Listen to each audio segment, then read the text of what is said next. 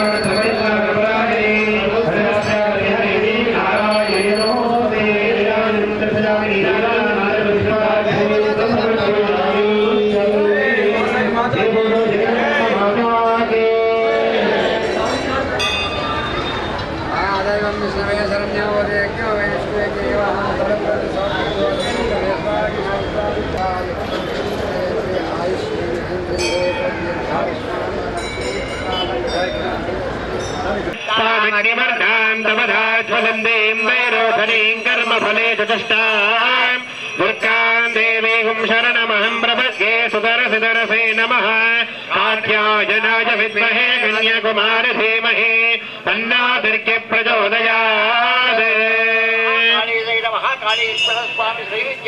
प्रतिष्ठितमस्तु एतस्य मुहूर्तकाले सूर्यादीनां नवानां ग्रहाणाम् अत्यन्तानुकूल्यता शुभफलप्राप्तिरस्तु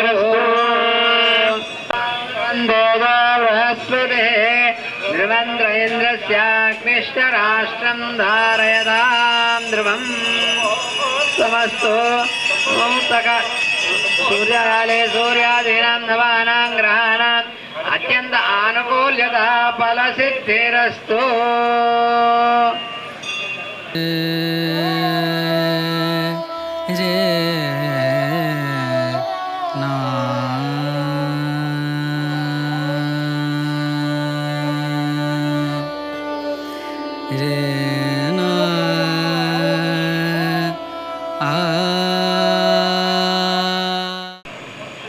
భగవద్ దర్శనం చేసి ప్రదోష కాలంలో పంచాంగం కనుక విన్నట్లయితే శ్రీకళ్యాణ గుణావహం రిపుహరం కళ్యాణప్రదం కన్యాదానాలు చేసిన ఫలితం, రిపుహరం శత్రు పరాజయం, దుస్వప్నదోషావహం చెడు కళలు, చెడు శకునాలు, చెడు ఇబ్బందులు అన్నీ పోతాయట ఈరోజు పంచాంగం పెట్టే. గంగా స్నాన విశేష పుణ్యఫలం, పుణ్యనదుల్లో స్నానం చేస్తే బ్రహ్మత్యా పాతకాలు పోతాయి. గంగా, యమున, సరస్వతి, కృష్ణ, గోదావరి, యమున, అటువంటి ఫలితం ఈరోజు పంచాంగం పెట్టి వస్తుందట భక్తులకు. గంగా స్నాన విశేష పుణ్యఫలం గోదాతుల్యం, గోదానం ఆవునిచ్చిన ఫలితం వస్తుందట. ఆయుర్వృద్ధిన ఉత్తమం, దీర్ఘాయుష్య కలుగుతుంది. శుభకరం, శుభకార్యాది ఆచరణకి మార్గం సుగమం అవుతుంది. సంతాన సంపత్ప్రదం, సత్సంతానం కలుగుతుంది, సద్వృద్ధి కలుగుతుంది. ఈరోజు పంచాంగం వింటే నానా కర్మసు సాధనం సముచితం పంచాంగ ఆకర్ణ్యత. ఇది విన్నందువల్ల ఇటువంటి ఫలితాలు ఇస్తాయని చెప్పి మహర్షులు మనకి ఈ యుగాది నాడు ఈ పంచాంగాన్ని విరమని పంచాంగంగా ఏర్పడ్డది. ఈ సంవత్సరం ఎలా అయితే మనకి పరిపాలకులు అనేది దేశాన్ని రాష్ట్రాన్ని పరిపాలిస్తారో అలాగే ప్రపంచాన్ని పరిపాలించగలిగే నవగ్రహాలు 9, ఒక ఆయన మంత్రి, ఒక ఆయన రాజు, ఒక ఆయన మేఘాధిపతి, ఒక ఆయన ధాన్యాధిపతి, ఒక ఆయన సస్యాధిపతి,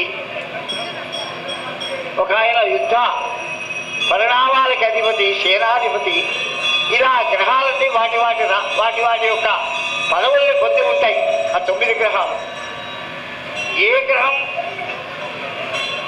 ఏ ఆధిపత్యం ఉంటే జగత్తులో ఉండే జీవరాశులకి ఎటువంటి సత్ఫలితం ఎటువంటి దుష్ఫలితం కలుగుతుంది అనేది సూచించేటువంటి యొక్క ఫలితాంశం ఇది ఈరోజు మనం విందాం. దీని పేరు పరాభవనామ సంవత్సరం.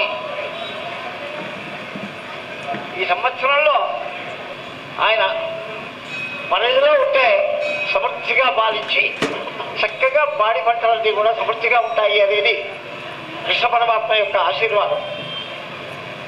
వీళ్ళు ఈ సంవత్సరం నాయకులు అవటం వల్ల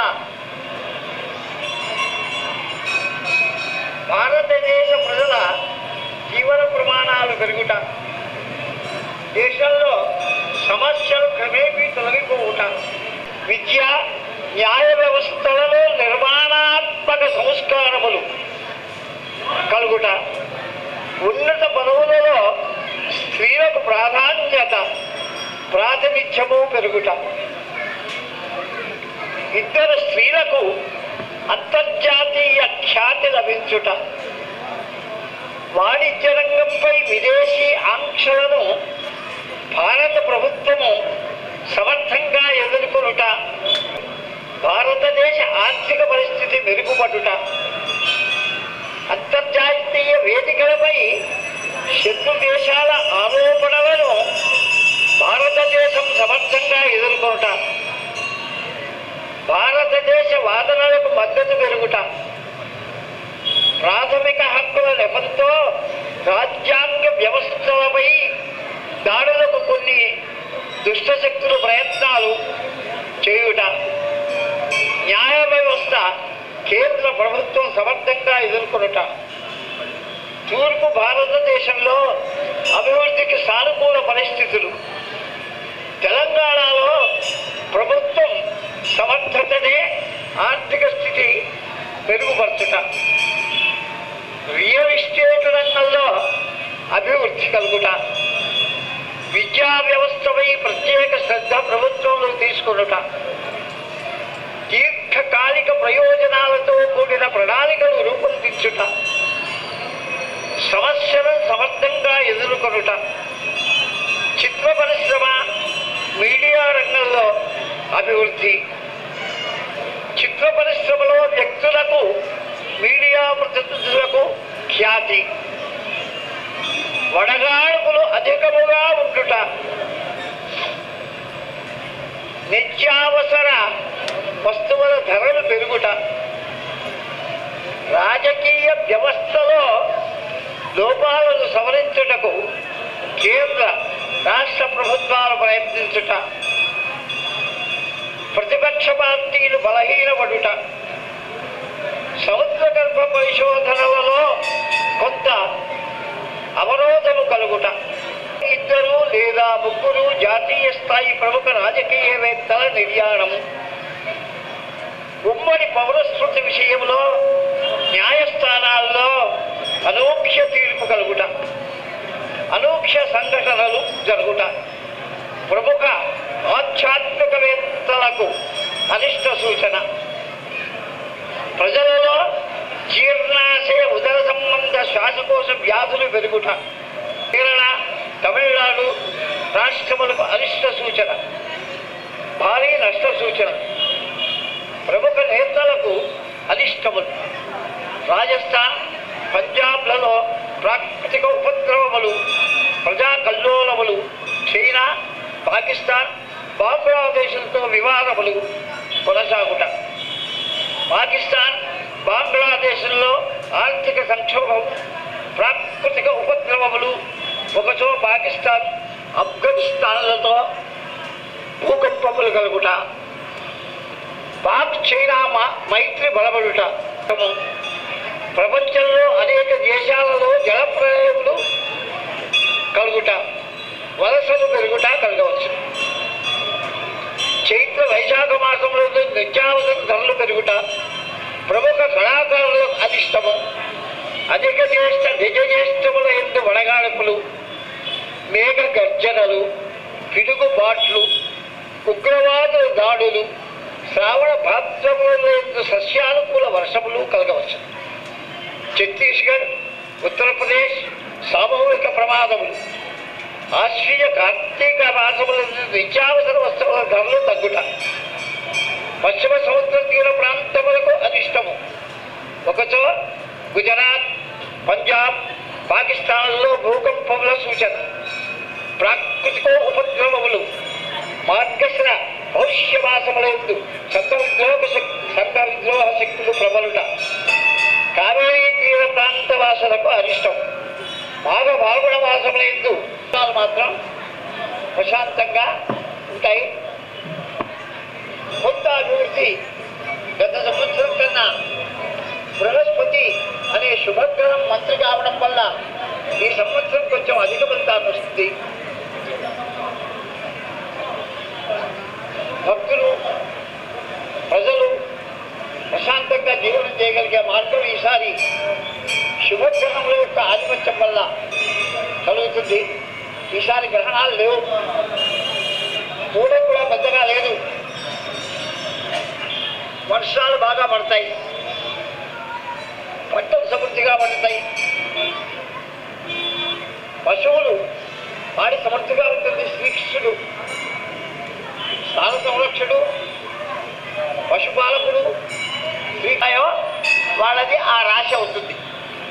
చూ చే చో లా లీ లు లే లో ఆ ఈ 9 అక్షరాలు మేషరాశి. మేషరాశి వారికి ఈ సంవత్సరం ఏదైతే ఉందో, శని మీనంలో 12లో ఉన్నాడు, బృహస్పతి 3లో ఉన్నాడు, పురుషులిద్దరూ కూడా అనుకూలంగా లేరు కాబట్టి కొన్ని పనులు జాగ్యంగా ఆలస్యంగా నడుస్తాయి. ఏనాటి శని ఒకటి సాగుతోంది కాబట్టి మేషరాశి వారు నవగ్రహాలకి ఈశ్వరునికి రుద్రాభిషేకం, నవగ్రహ ప్రదక్షిణం, ఆంజనేయ స్వామి సేవ చేసినట్లయితే ఈ ఇబ్బందుల నుంచి బయటపడవచ్చు. మేషరాశి వాళ్ళకి ఫలితం చెప్తున్నారు ఆదాయ వ్యయం.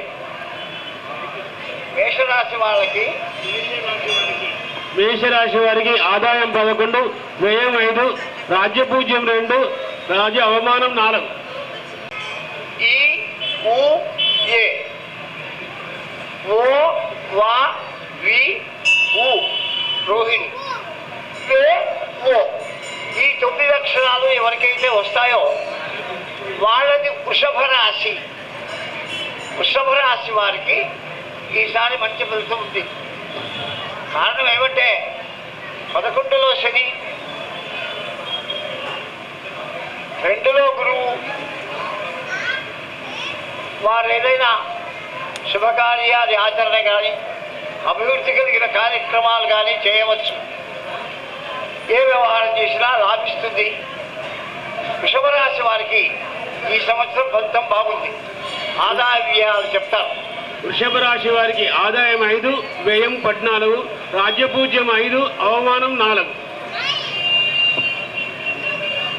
కా కి కా కి కూహం గచ్చ ఆరుద్ర కే కోహ ఈ 9 అక్షరాలు మిథున రాశి. మిథున రాశి. మిథున రాశి వారికి 2లో జన్మంలో గురువు శుభగ్రహం మంచి ఫలితాన్ని ఇస్తుంది. శని 10లో ఉండడం వల్ల కొంత ఆర్థికపరమైన చిక్కులు రావాల్సినవి రావడం, ఆలస్యం కావడం, కొన్ని రకాల ఒత్తిడి కలగడం లాంటిది జరిగే ఆస్కారం ఉంది. కాబట్టి శనికి తైలాభిషేకం, నవగ్రహ ప్రదక్షిణం, ఈశ్వరునికి రుద్రాభిషేకం చేయడం మంచిది. దానివల్ల ఆలస్యమయ్యే పనిని కొంచెం ముందుకు తీసుకురావచ్చు, మంచి ఫలితం కలుగుతుంది. మిథున రాశి వారికి ఆదాయం 8, వ్యయం 11, రాజ్యపూజ్యం 1, అవమానం 7. హీ హోం హూ హే హోడా పుష్యమి డీడు డేడు ఆశ్లేష. ఇది కర్కాటక రాశి వారికి. కర్కాటక రాశి వారికి ఈ సంవత్సరం మే 15 నుండి గురువు కర్కాటకంలో ఉచ్చలోకి వస్తాడు. 9లో శని ఉన్నాడు. మూలత్రికోణం పాపగ్రహం యోగిస్తుంది. మే 15 నుంచి ఇంకా కొంచెం అభివృద్ధి చక్కగా ఉంటుంది. కాబట్టి ఈ సంవత్సరం కర్కాటక రాశి వారికి మంచి ఫలితం ఉందని చెప్పుకోవచ్చు. ఏమైనా మంచి కార్యాలు సాధించవచ్చు. కర్కాటక రాశి వారికి ఆదాయం 2, వ్యయం 11, రాజ్యపూజ్యం 4, అవమానం 7. వరకు సింహరాశి. సింహరాశి వారికి ఫలితం పెద్దగా అనుకూలంగా లేదు. అష్టమంలో శని ఉన్నాడు. ప్రయాణాలు తగ్గించుకోవడం, ప్రయాణ విషయంలో జాగ్రత్త తీసుకోవడం, శనికి ప్రతి శనివారం తైలాభిషేకం చేయడం, సూర్య నమస్కారం చేయడం ఇత్యాది ఫలితాల వల్ల, పనుల వల్ల అష్టమ శని ప్రభావం తొలగిపోతుంది. గురువు బాగున్నాడు కాబట్టి 11లో మే 15 వరకు అనుకూలమైనటువంటి యొక్క సమయం అని చెప్పవచ్చు. సింహరాశి వారికి ఆదాయం 5, వ్యయం 5, రాజ్యపూజ్యం 7, అవమానం 7.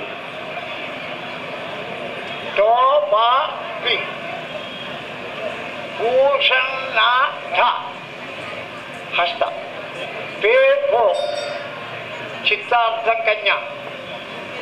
ఈ కన్యారాశి వారికి దశమకేంద్రంలో బృహస్పతి, కన్యారాశికి శని యోగకారకుడు, సప్తమ కేంద్రంలో ఉండి లగ్నాన్ని చూస్తున్నాడు కన్యని. కాబట్టి కన్యారాశి వారికి ఈ సంవత్సరం బాగుంటుంది, మంచి ఫలితం ఉంటుంది. అభివృద్ధి కార్యక్రమాలు జరుగుతాయి. వ్యాపార వ్యవహారాదులు కూడా సక్రమంగా ముందుకు వెళ్తాయి. ఏదైనా లాభించే పని చేసుకోవచ్చు. కన్యారాశి వారికి ఆదాయం 8, వ్యయం 11, రాజ్యపూజ్యం 3, అవమానం 3. రా రి రా రి రూ రే రూ త రూ రే రూ త స్వాతి టీ తు కే. ఇవి 9 అక్షరాలు తులారాశి వారికి. తులారాశికి బాగుంది. తులారాశి వారి ఆదాయం 5, వ్యయం 14, రాజ్యపూజ్యం 6, అవమానం 3.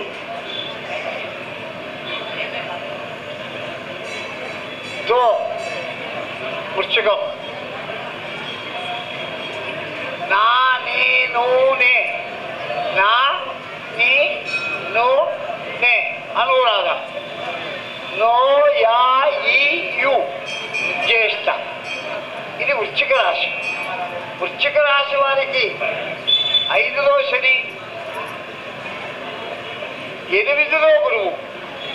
వృశ్చిక రాశి వారికి ఇప్పటి వరకు అనుకూలంగా పెద్దగా లేదు. రేపు మే 15 నుంచి బృహస్పతి 9కి వస్తాడు కాబట్టి బాగుంటుంది. మే 15 నుంచి కొంచెం అభివృద్ధి కార్యక్రమాలు కానీ ఏదైనా వ్యవహారపరమైన పనులు కానీ చేసుకోవచ్చు. వృశ్చిక రాశి వారికి పర్వాలేదు. వృశ్చిక రాశి వారికి ఆదాయం 11, వ్యయం 5, రాజపూజ్యం 2, అవమానం 6.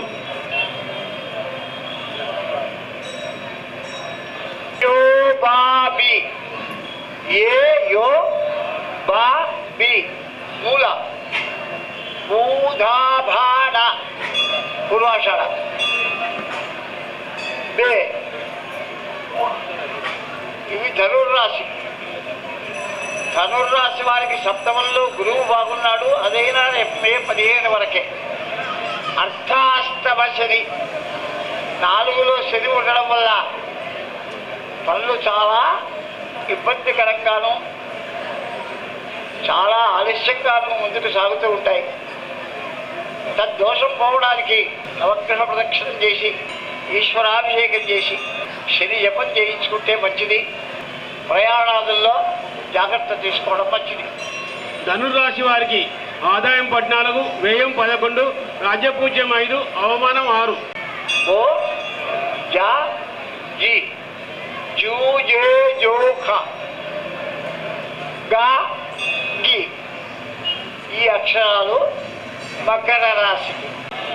10 రోజులకు అయ్యే పని కనీసం 2 రోజుల కన్నా అయ్యేటట్టుగా ముందుకు రాగలిగే మార్గం శని అభిషేకం వల్ల, పూజ దానాదుల వల్ల ఏర్పడవచ్చు. సుఖశాంతంతో ఉంటారు, పర్వాలేదు. కుంభరాశి వారికి ఆదాయం 2, వ్యయం 8, రాజ్యపూజ్యం 4, అవమానం 2. ది దాపుడిస్తే ది దూషంజాద ఉత్తరాభద్ర, దూషంజాద ఉత్తరాభద్ర, దే దో చాచి రేవతి. ఈ 9 అక్షరాలు మీనరాశి. మీనరాశి వారికి అనుకూలంగా లేదు సమయం. ఏదన్నా దైవపరమైన సేవ చేసి, జన్మంలో గురువు, చతుర్థంలో బృహస్పతి, అనుకూలత అనేది సక్రమంగా లేకపోవడం వల్ల మానసికమైన ఆందోళన, కుటుంబ కలహాలు, ఒత్తిడి ఇత్యాది ఇబ్బందులు జరగవచ్చు. దైవ కృప వల్ల, దేవతా సేవ వల్ల దాటలేనిది ఏమీ లేదు. భగవత్ సేవ చేసుకుంటే మీనరాశి వారికి ఈ సంవత్సరం మే 15 తర్వాత కొంత అనుకూలత కలుగుతుంది. 5కి వస్తాడు గురువు కాబట్టి. మీనరాశి వారికి ఆదాయం 14, వ్యయం 11, రాజ్యపూజ్యం 7, అవమానం 2. ఇలా ఉన్నటువంటి యొక్క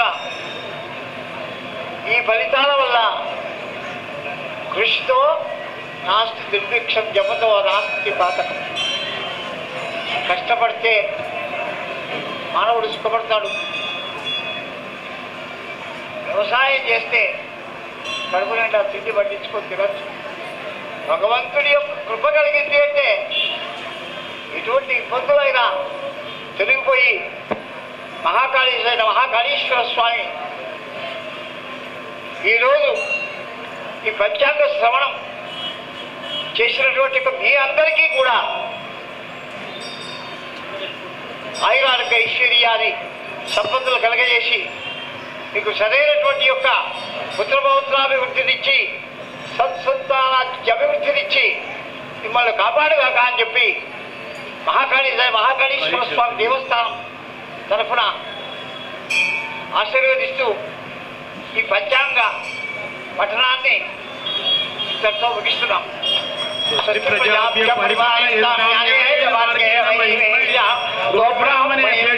నిత్యం లోకా సమస్తా సుఖినో భవంతు. హర నమ పార్వతీపదే హర హర మహాదేవ. శ్రీ వాసవి ఆర్యవైశ్య సంఘం సభ్యులందరూ ఈరోజు మనము చేసుకున్నటువంటి పరాభావనామ సంవత్సర ఉగాది పంచాంగ శ్రవణము మాంకాలమ్మ టెంపుల్లో వారి ఆధ్వర్యంలో, కమిటీ వాళ్ళ ఆధ్వర్యంలో మనం ఇక్కడ జరుపుకున్నాము.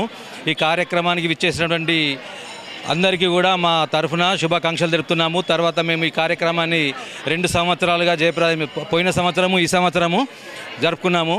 ఇక ముందు కూడా ఈ కార్యక్రమాన్ని జయప్రదం చేయగలరని మీ అందరినీ కూడా మనవి చేస్తున్నాము. మాకు సహకరించినటువంటి కమిటీ, టెంపుల్ కమిటీ వాళ్ళు, తర్వాత పెద్ద పంతులు గారికి కూడా అందరికీ మా తరఫున, మా వాసవి ఆర్యవైశ్య సంఘం తరఫున కృతజ్ఞతలు తెలియజేస్తున్నాము. ఆర్యవైశ్య సంఘం నాచారం సభ్యులందరికీ పేరు పేరున ధన్యవాదాలు. ఈరోజు ఇంత విజయవంతంగా కార్యక్రమం చేసిన ప్రతి ఒక్కరికి ధన్యవాదాలు.